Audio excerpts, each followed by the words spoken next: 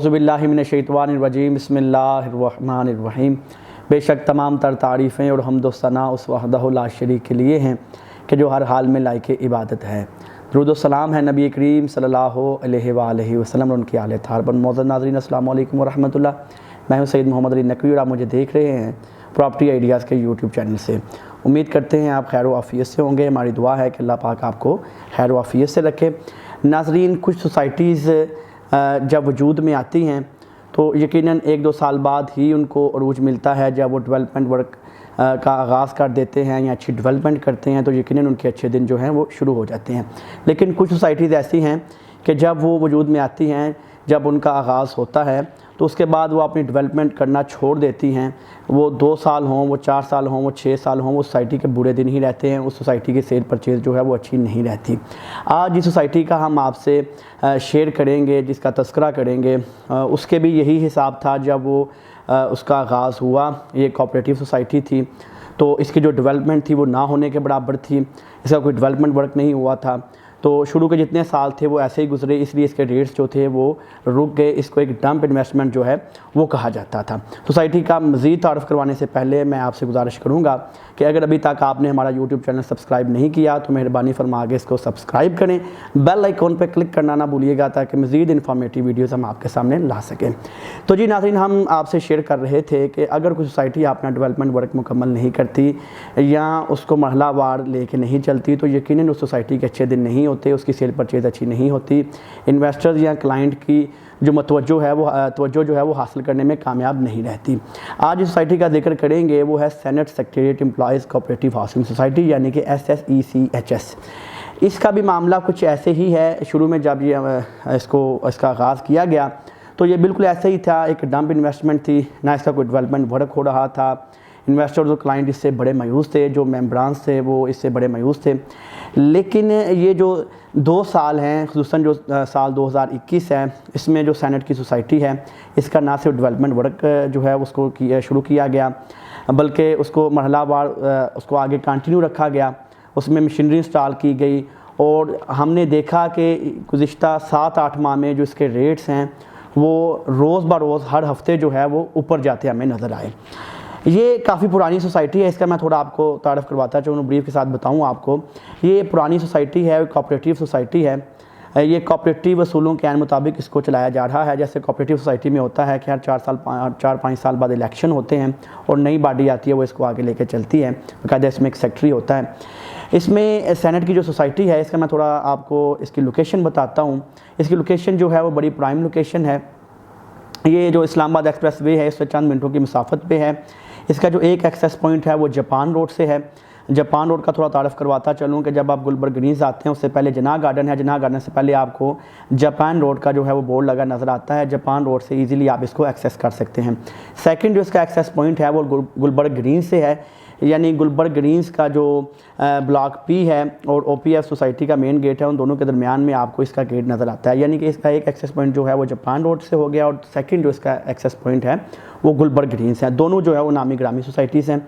इस्लामाबाद के जो दीगर मशहूर मकामात हैं जिसमें ब्लू एरिया है, अपाड़ा है, फैसल हिल्स है, फैसल मस्जिद है और मेलोडी वगैरह जो हैं उसके जो यहाँ से डिस्टेंस है वो चंद मिनटों की ड्राइव पे है। आप बासानी इसको वहाँ तक एक्सेस कर सकते हैं।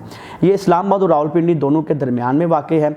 फ्यूचर में जब इसका डेवलपमेंट वर्क मुकम्मल हो जाएगा तो आप बासानी इस्लामाबाद और रावलपिंडी से इस सोसाइटी तक जा सकते हैं और इस सोसाइटी से इस्लामाबाद और रावलपिंडी को भी आप इजीली एक्सेस कर सकते हैं।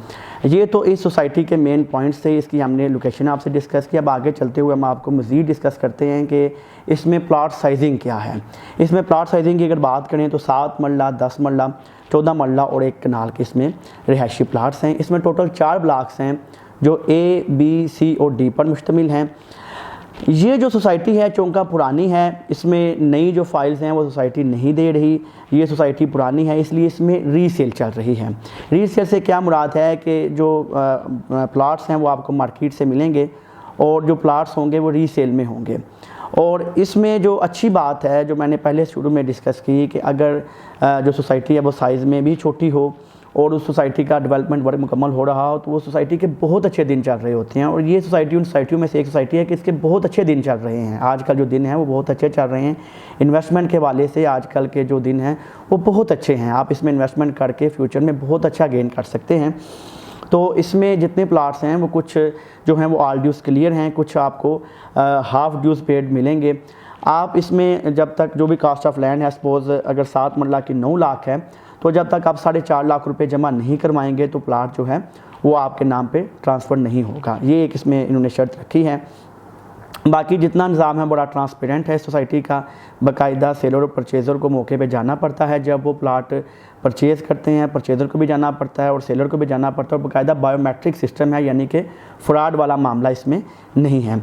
इसमें अगर रेट्स की बात करें कास्ट ऑफ लैंड की, तो 7 मरला की जो कास्ट ऑफ लैंड है वो 9 लाख रुपए है, 10 मरला की 12,50,000 रुपये है, 14 मरला की जो है वो 15,97,000 रुपये है, 1 कनाल की जो कास्ट ऑफ लैंड है वो 19 लाख रुपये है। और ये कास्ट ऑफ लैंड पे बाकायदा एक हैंडसम जो अमाउंट है वो ओन की चल रही है, यानी कि इस पर प्रॉफिट चल रहा है। यानी कि मार्केट में ना सिर्फ आपने कास्ट ऑफ लैंड पे करना है बल्कि जो इसके लाटी हैं उनको आपने इसका ओन यानी कि प्रॉफिट पे करना है। प्रॉफिट से क्या मुराद है, जब सोसाइटी में डेवलपमेंट वर्क होता है या सोसाइटी के अच्छे दिन चल रहे होते हैं या उसकी मार्केट वैल्यू अच्छी जा रही हो तो उन प्लाट्स पे कास्ट ऑफ लैंड से हट के एक प्रॉफिट चल रहा होता है। अब ये सोसाइटी जो है इस कैटेगरी में आ चुकी है। अब इसकी सराउंडिंग सोसाइटीज़ की अगर बात करें तो इसमें सराउंडिंग में 2 बड़ी नामी ग्रामी सोसाइटी हैं, जो एक गुलबर्ग ग्रीन्स हैं। गुलबर्ग ग्रीन्स के जो रेट्स की बात की जाए तो गुलबर्ग ग्रीन्स के भी रेट्स इससे अप हैं, और OPF सोसाइटी इसके सराउंडिंग में आ रही है उसके भी रेट्स काफ़ी अप हैं। गुलबर्ग ग्रीन नो डाउट उन्हें अच्छी डेवलपमेंट की है, वो इस्लामाबाद की एक नामी ग्रामी सोसाइटी है, उन्हें डेवलपमेंट भी अच्छी की है, उसके रेट्स भी इससे काफ़ी हाई हैं। गुलबर्ग ग्रीन के जो रेट हैं वो तो आसमानों को छू रहे हैं। और अगर कंपैरिजन किया जाए OPF से भी तो OPF के भी रेट्स इससे काफ़ी हाई हैं। तो ये एक अच्छी इन्वेस्टमेंट अपॉर्चुनिटी है कि अगर आप इस्लामाबाद में किसी अच्छी जगह पे इन्वेस्टमेंट करना चाहते हैं तो नो डाउट आजकल की जो एक अच्छी इन्वेस्टमेंट है, जिसे हम कह सकते हैं कि मीडियम इन्वेस्टमेंट, ना ये लो कास्ट है ना ये कोई ज़्यादा महंगी है, कि दरमियानी सी इन्वेस्टमेंट है, ये आप सेनेट के सोसाइटी के ज़रिए अपनी इन्वेस्टमेंट जो है वो कर सकते हैं। उसके बाद अगर हम शेयर करें कि इस सोसाइटी का थोड़ा आपको मज़ीद बताते चलें कि ये बहुत बड़ी सोसाइटी नहीं है बल्कि एक छोटी सोसाइटी है। छोटी सोसाइटी के 2 जो बुनियादी और बड़े फ़ायदे हैं वो ये हैं कि एक ये सोसाइटी जो छोटी होती है वो इसकी डेवलपमेंट बहुत जल्दी मुकम्मल हो जाती है, क्योंकि वो साइज़ में छोटी होती है, इसलिए अगर इसमें मशीनरी आप अच्छी इंस्टॉल करें तो वो जल्दी उसको डेवलप कर देती है। दूसरा जो है इसमें रीसेल बहुत जल्दी हो जाती है। जब आप चीज़ ले के सेल करते हैं तो आपकी चीज़ जो है वो दिनों में सेल हो जाती है। इसके इन्वेस्टर जिसके क्लाइंट्स जो होते हैं वो इससे खासे खुश नज़र आते हैं, जो छोटी सोसाइटीज़ होती हैं बनिस्बत बड़ी सोसाइटीज़ के। तो ये चंद इसकी चीज़ें थी जो आज हमने आपसे डिस्कस की। बाकी इसके जो डॉक्यूमेंटेशन है, जो NOC के मामलात हैं वो भी तकरीबन क्लियर हो चुके हैं। सुनने में यही आ रहा है कि नेक्स्ट मंथ तक वो भी सामने आ जाएंगे, और नेक्स्ट मंथ में सुनने में यही आ रहा है कि इसके रेट्स मज़ीद ऊपर हो जाएंगे।